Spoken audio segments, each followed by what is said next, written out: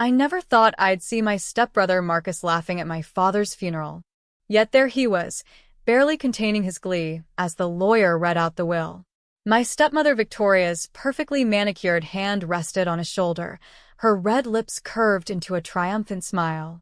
The fact that they could barely wait until my father was in the ground before celebrating made my stomach turn. Regarding Winston Industries and all its subsidiaries, valued at approximately $50 million. The lawyer adjusted his glasses. These are to be transferred in their entirety to Marcus Peterson. Victoria's victory laugh pierced the somber atmosphere of the law office. Oh, darling, it's exactly what your father wanted. She pulled Marcus into a tight embrace while shooting me a look of pure satisfaction. I'm Sarah Winston, 32 years old, and until a week ago, I was the Chief Operations Officer at Winston Industries, the company my father built from nothing. My whole life had been dedicated to learning every aspect of the business, preparing to one day take over. But things changed dramatically when my father married Victoria 6 years ago. I always knew your father would make the right choice, Victoria's voice dripped with false sympathy. After all, Marcus has an MBA from Harvard. What do you have, Sarah? Just that online business degree? I kept my face neutral, though my hands clenched tightly in my lap. My just online degree had come while working 60-hour weeks at the company, learning everything from the ground up. Meanwhile, Marcus had spent his Harvard years partying on my father's dime, barely passing his classes. Sarah, the lawyer's voice cut through my thoughts, your father has left you his personal effects and... He paused, checking the document, his collection of vintage cars. Marcus couldn't contain himself anymore. Cars? That's it. He turned to me, green eyes glinting with malice. Well, I suppose you can always sell them if you need money. Though you better do it quick, you're fired, by the way. Can't have someone so personally invested hanging around the company. I stood up slowly, smoothing down my black dress. Actually, Marcus, there's something you should know. Oh. He raised an eyebrow, still wearing that insufferable smirk. Going to beg for your job? Claimed Daddy wouldn't have wanted this. No, I replied calmly, opening my briefcase. I just thought you might want to check who owns the building where Winston Industries is headquartered, and the other 5 properties where our main operations run. The smirk started to fade from Marcus's face. Victoria stepped forward, her designer heels clicking on the hardwood floor. What are you talking about? I pulled out a stack of documents and handed them to the lawyer. These are the property deeds for all 6 buildings that house Winston Industries operations. As you can see, they're owned by Winston Properties LLC, a separate company my father set up 15 years ago.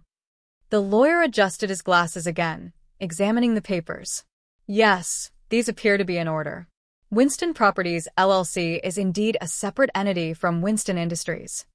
And who, I asked quietly, is listed as the owner of Winston Properties LLC? The lawyer's eyes scanned the document. According to these papers, you are Ms. Winston.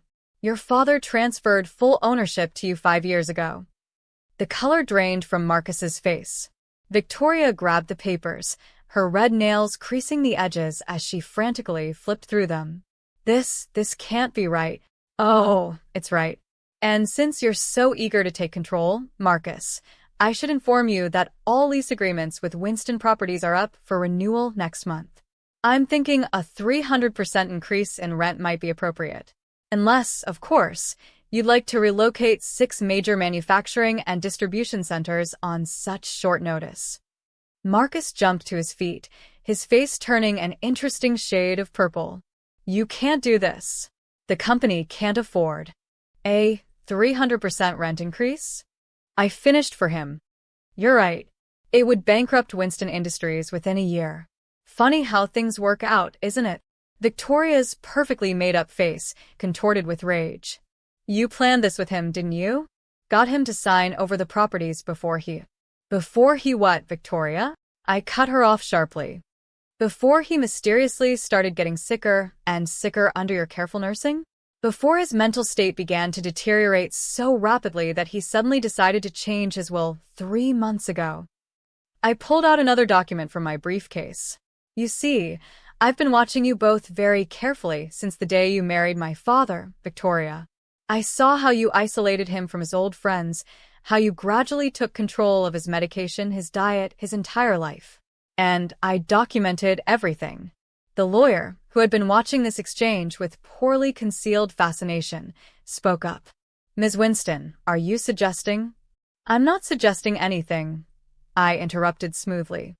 I'm stating facts. Facts that Detective Morrison at the fraud unit found very interesting when I shared them with him last week.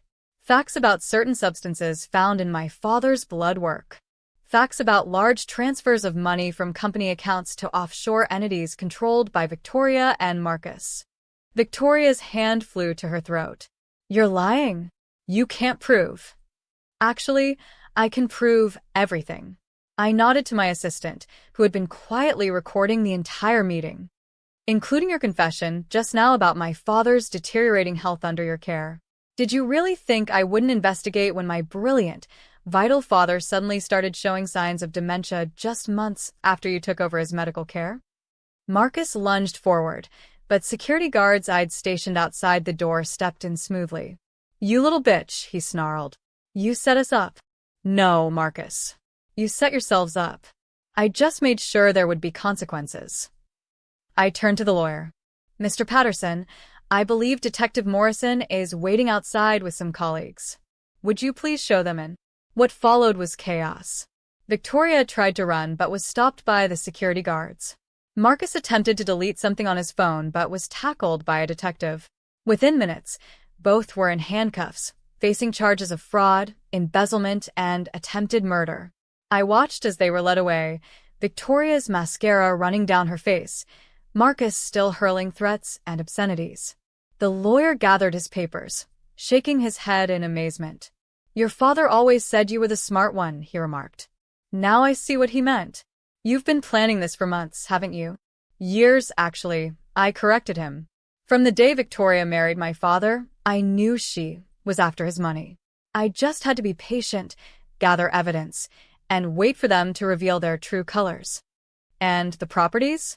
That was your father's idea? I smiled, remembering the conversation 5 years ago. Dad was no fool.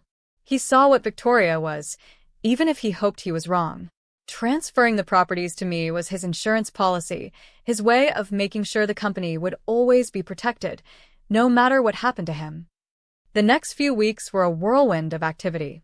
As news of Victoria and Marcus's arrest spread, more evidence of their crimes emerged. Former employees came forward with stories of threats and coercion. Financial audits revealed a complex web of fraud and embezzlement stretching back years. Victoria, it turned out, had a history of marrying wealthy men who subsequently developed mysterious illnesses. None had died until my father. That fact alone ensured she would never see freedom again. Marcus, facing the prospect of a lengthy prison term, quickly turned on his mother, revealing every detail of their schemes in exchange for a reduced sentence. Winston Industries survived the scandal, emerging stronger than ever under my leadership.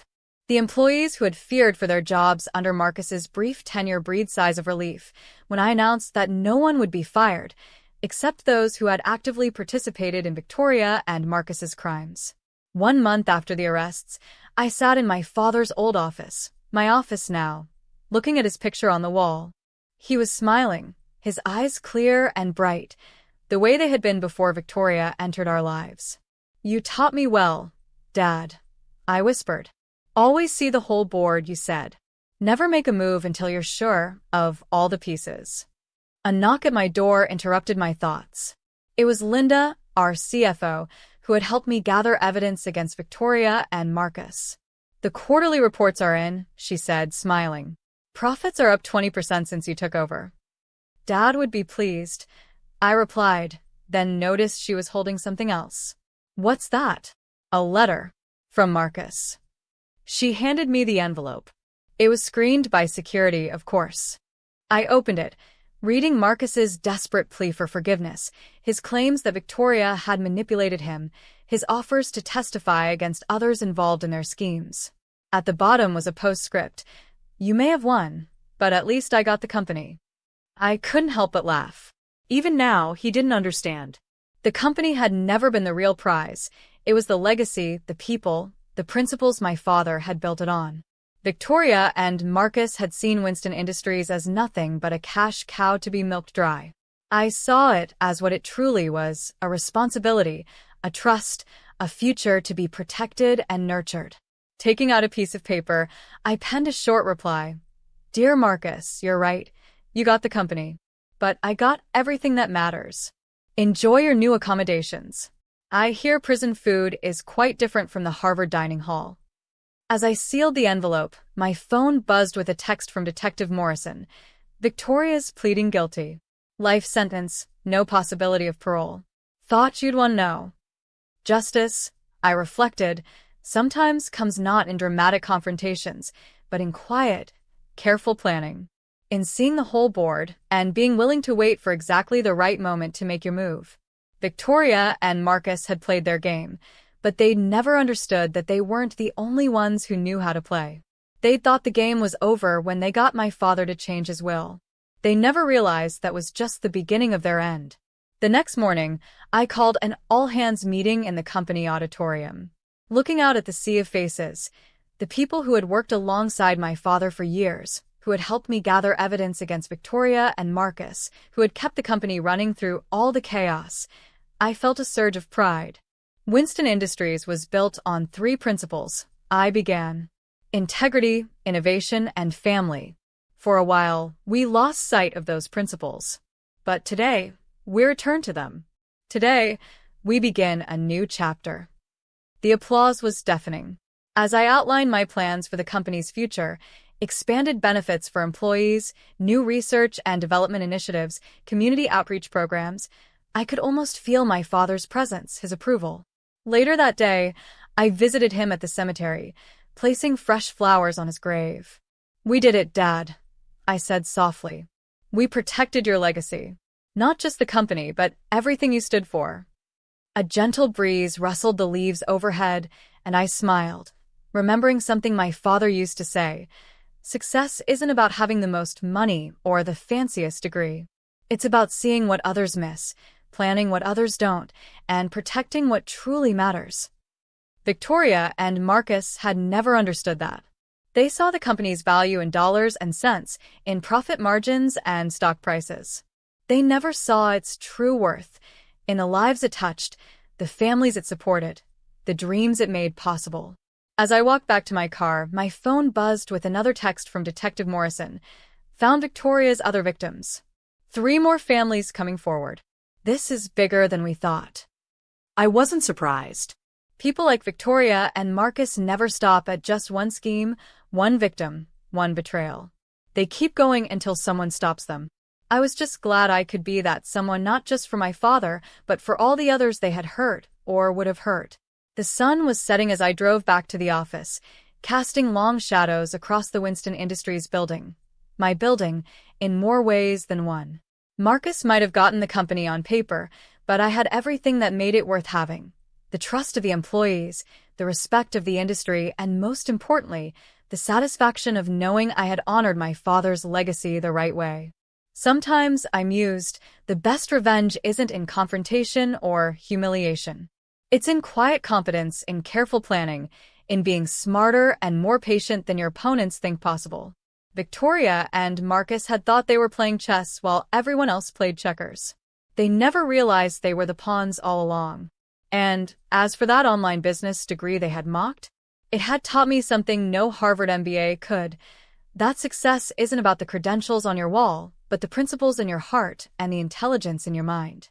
The security guard nodded as I pulled into my parking space, the one that used to have Marcus's name on it. Evening, Ms. Winston. Everything okay? I smiled, thinking about Victoria in her prison cell, Marcus trading his designer suits for prison orange, and all their careful schemes lying in ruins around them. Yes, Henry, I replied. Everything is exactly as it should be.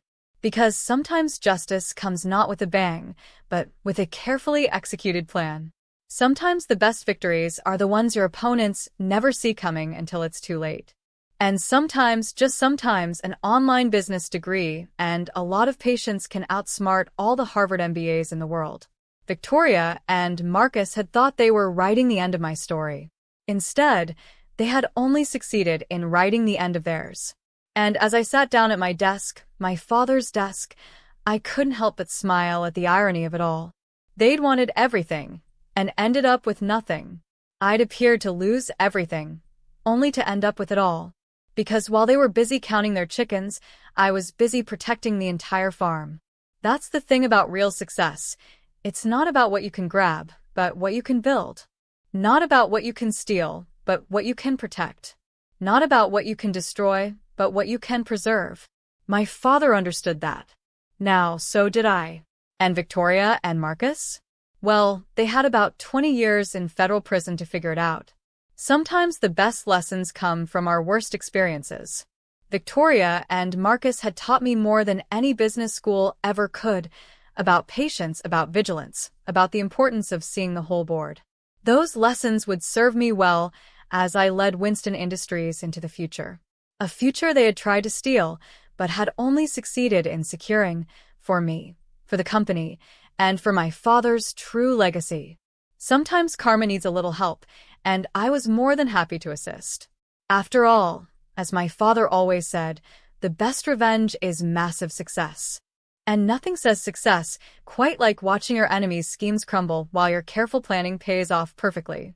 Victoria and Marcus had thought they were writing a story about their triumph.